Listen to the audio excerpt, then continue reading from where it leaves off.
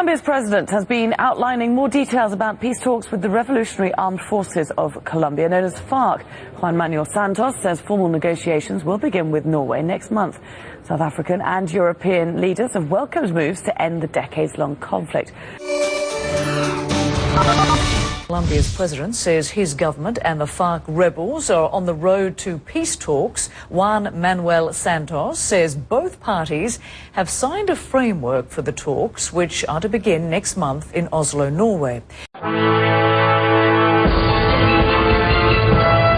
A step forward, or a sense of déjà vu. Colombia's president announced peace talks with the FARC guerrillas for this autumn. It's the fourth parley in 30 years in a conflict that is in its fifth decade. But this time, Juan Manuel Santos insists there is a chance of success. This agreement is different because it doesn't cede territory and because military operations will not stop. It is different because the discussions will not have an unlimited timetable. The talks will open in Oslo in October before heading to Cuba, and it was from Havana that the FARC's leader broadcast this response just 30 minutes later. At this time we extend open hands in the search for reconciliation.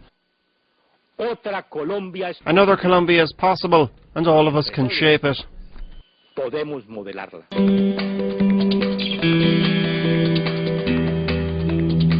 While most Colombians hope Santos will succeed, he faces a monumental challenge to reach peace with the insurgents who have been holed up in the Colombian jungle since 1964.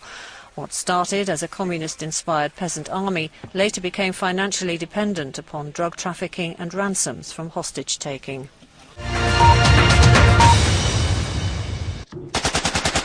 It's not surprising he's wary. The last attempts to negotiate peace collapsed in failure a decade ago.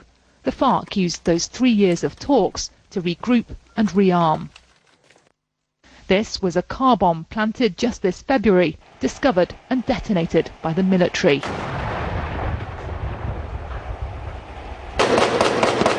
Colombia's armed forces have stepped up their counter-insurgency efforts in recent years. Several senior FARC commanders have been killed. Still, the country's biggest rebel group still has some 8,000 committed fighters. But it's now emerged that the two sides have been involved in secret exploratory talks here in Cuba for the past 6 months. The agreement refers to seeking prompt results, but the rebels have not said they're calling a ceasefire, and critics call the whole initiative a leap in the dark.